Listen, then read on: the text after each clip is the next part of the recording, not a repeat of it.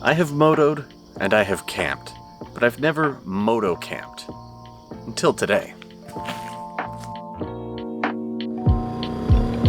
Welcome. I'm Elliot and you're watching vanblamm. Like I mentioned, this little excursion was my first time combining my enduring love of motorcycling with my occasional love of camping. But in addition to that, it was my first time filming a YouTube video in close to a year. So not only was I learning motocamping, I was also relearning motovlogging. And believe me, there were some wrinkles to be ironed out on both fronts. Rather than try to edit around them, I've decided to make them a feature of this video so that everything I had to learn while sweating my ass off in the field, you can learn from the comfort of your screen. If you like the sound of a motocamping vlog that's also a behind the scenes of itself, then don't touch that dial.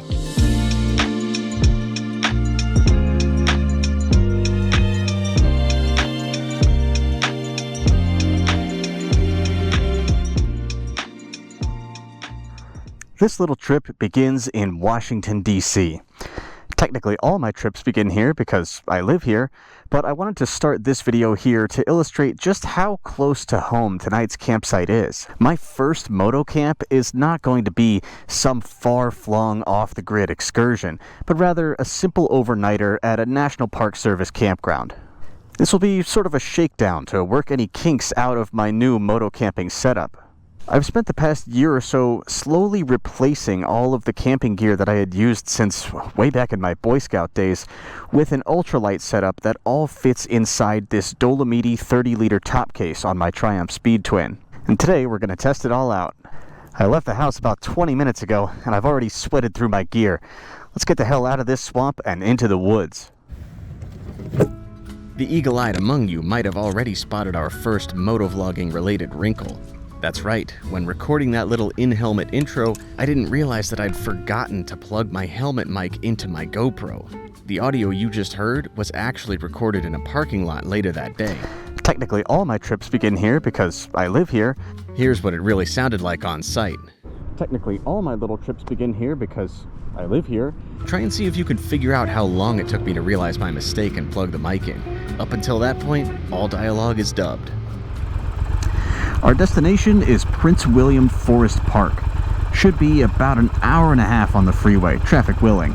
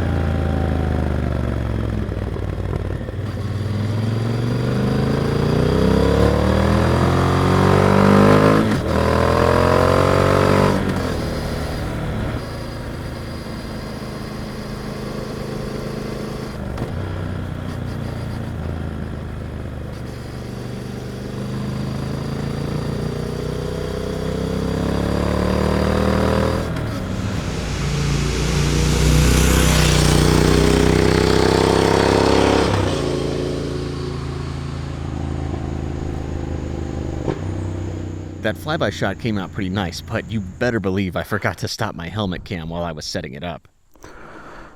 Did I stop this? No, I didn't. Oh my. Also, remember that shot of the park entrance where you can hear me pulling up? That audio actually came from this same clip.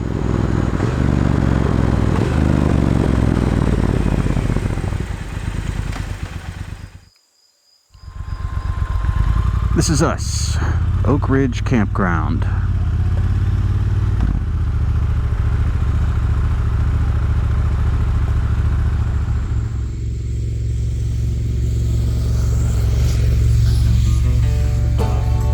This roll-by shot was particularly frustrating to get. I had wanted to get it using my Sony a6300 that was still serving as my A-cam at the time, but during the process of setting it up, it kept blacking out on me. You kidding? Are you out of battery?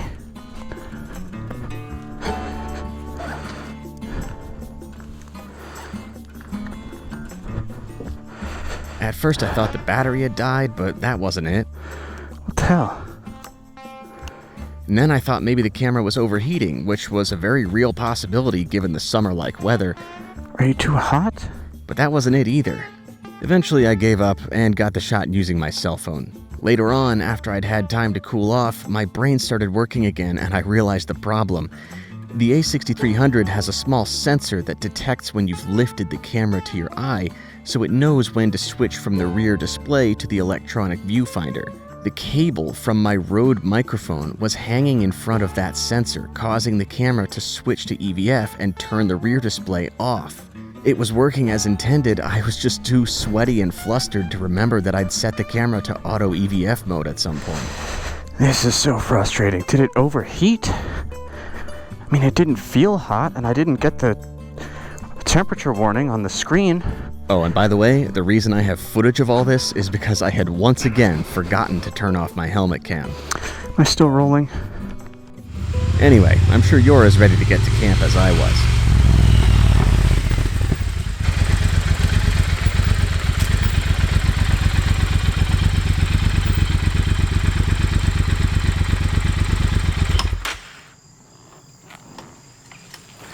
Before we get settled in, a quick gear check for those curious.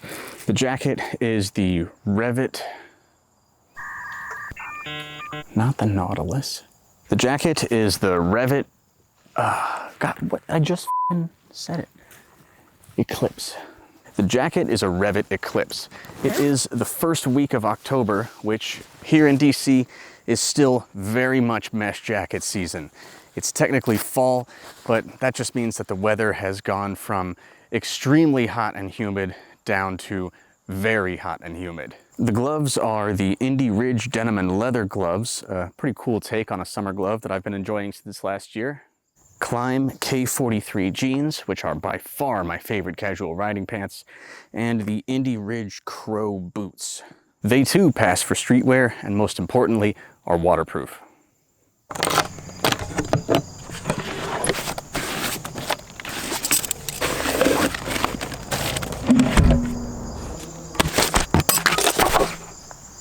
Surprising exactly no one, I got here a little bit later than I had hoped to, so I'm gonna get out my headlamp before I need it and then get started pitching this tent.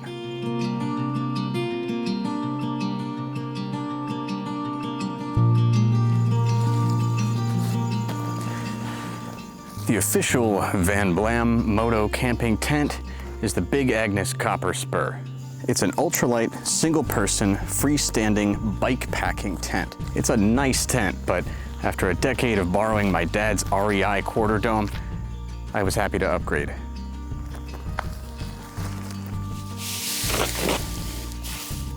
I've set this tent up precisely one time in my living room, and I remember precisely nothing.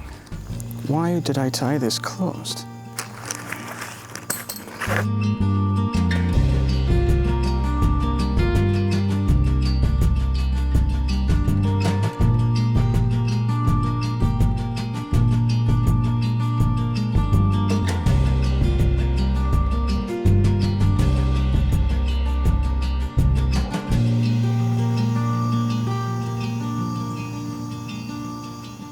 And there you have it. In the interest of time, I went ahead and time-lapsed the entire setup, but I'll show you around inside now.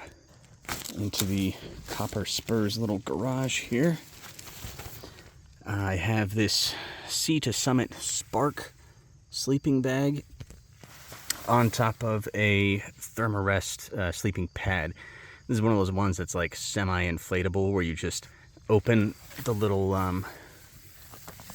cork at the end and it kind of self-inflates, like the foam swells up. This is the short one, so my feet will be down there on the ground, but I don't mind. This all needed to fit inside my case, and the small sleeping pad was the one that fit. I do not need a California King. A bed is just a place where I store my body while I'm not using it. Lastly, we have this foam-filled pillow. I got this at Galleons, so that should tell you how old it is. I've left this thing rolled up for literally years at a time, and it still fluffs up perfectly every time. So yeah, that's home for the evening.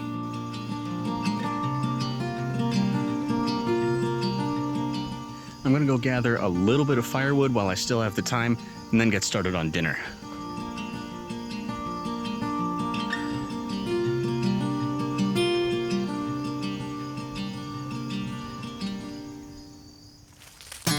I wanted this fire started before sundown for video purposes and ended up being way too impatient with it. Careless construction, no tinder to speak of. Even a wad of dryer lint brought from home might have been enough to save it. In Boy Scouts, we were always chasing that elusive one-match fire.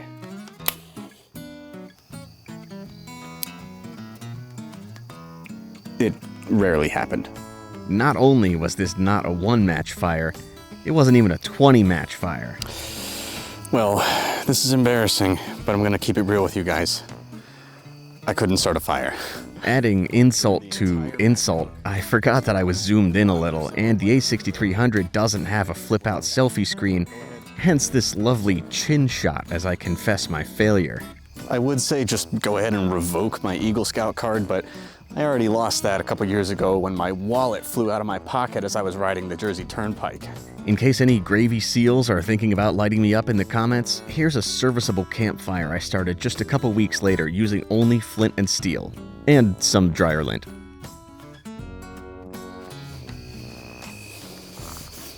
Let's move on to a fire that I'm a little bit more confident I can actually start. A stove. Inside this little Toaks titanium pot, I have my entire cooking and eating setup. This little Snow Peak pocket stove, and even the fuel for it. Oi, oi!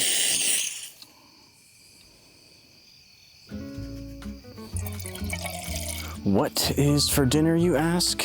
Mountain House. You know it, you love it, unless you've eaten it. I'm sure I could have just picked up carryout on my way here and it would have been fine, but I wanted to make sure I got a chance to test out every element of my camping system, including the stove. I see steam coming out.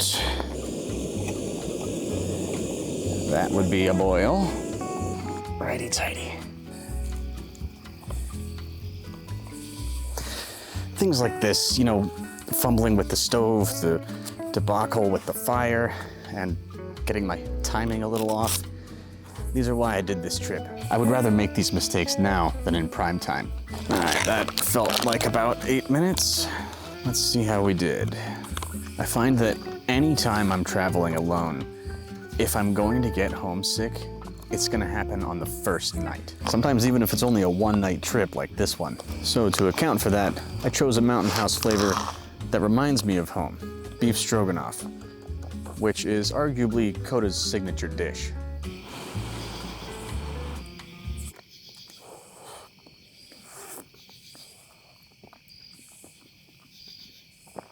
Can't believe I'm gonna have to watch this later. It has a vague suggestion of beef stroganoff, as well as roughly the sodium content of Bonneville. Suffice to say, the supremacy of Coda's recipe remains unchallenged. With dinner wrapped up at about 8, I did a few crosswords in my tent and then called it a night.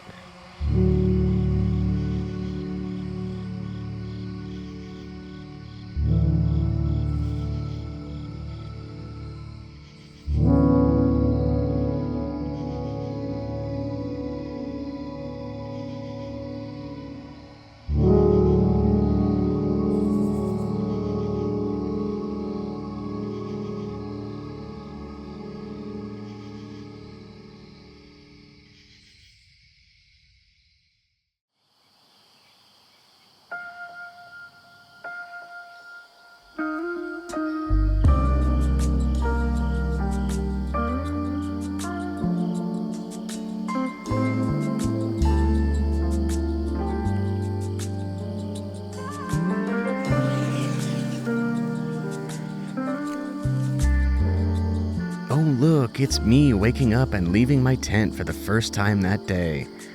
Nah, I know you're not falling for that. I'd been up for like an hour by then filming B-roll. My favorite shot I got was of this guy. It took me a long time to nail the focus, and I love the colors in this finished product. At the time that I filmed this trip, I was learning how to squeeze the most dynamic range possible out of my A6300. In my old videos, all my off-bike footage was shot full auto with a kit lens. Quick and easy to use, but the results, well, you get what you get. But by this time, I was running some nicer glass, manual exposure, and shooting in a log profile. S-Log2 to be specific. Straight out of the camera, log footage looks really desaturated and low contrast, but that means the details in the highlights and shadows are preserved, giving you tons of room to grade in post.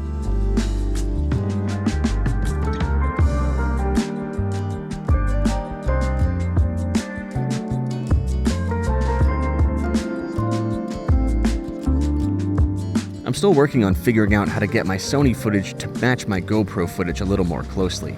If you've got any tips, I'd love to hear them. Anyway, looks like it's time for another wrinkle.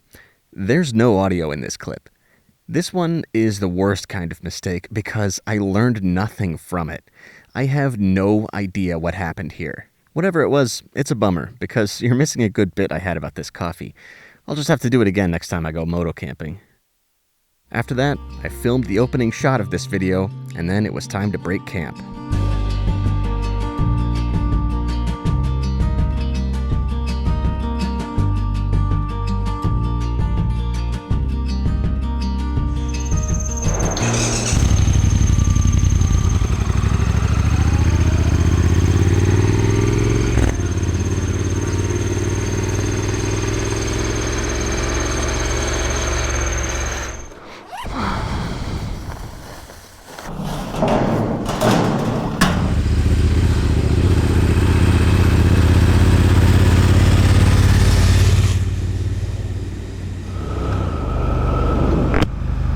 So that's it, folks. My first night of motocamping in the books. Like I said, Prince William Forest Park is not exactly off the grid. I had cell service and I brushed my teeth in a brick building with running water. So would I call this little excursion a success? Well, my objective was to learn, and I sure learned a lot, so yeah, I'd call it a success. And I also had fun, which is always nice. I learned a lot of other little things too that weren't really worth showing on camera, but just stuff I wouldn't have thought of until I was out here doing this all by myself. Things like, I went to put up a bear bag last night and realized I hadn't brought nearly enough line. And now that I think about it, in all my prior camping trips, it's always been somebody else who put up the bear bag. The little notes like that, I think, are the real gold that I got out of this. And next time, I'll be sure to see if I can do all this stuff any faster. Oh, road work. Wonderful. I've been riding for almost a decade now, and I have camped approximately once a year throughout my adult life. I can't believe it's taken me this long to finally combine the two.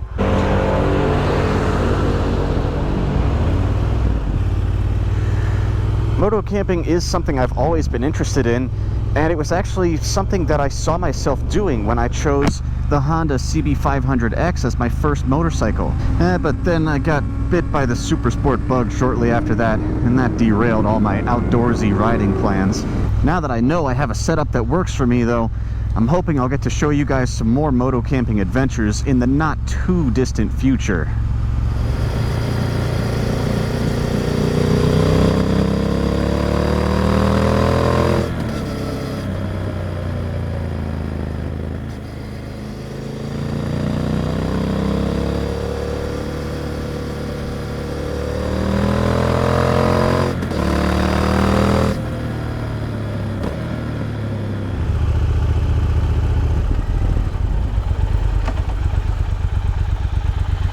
Nobody home. Okay. Remember that little spirited riding sequence on Joplin Road right before we got to the park yesterday? It would have been after we got off 395, but before we passed through the park entrance. Well, that was actually filmed today, on day 2. I was cutting it too close to sundown on day 1, so I had to put that ride off until morning. Thankfully, the lighting at 11 a.m. was fairly similar to what it had been at 4:30 p.m. the day before.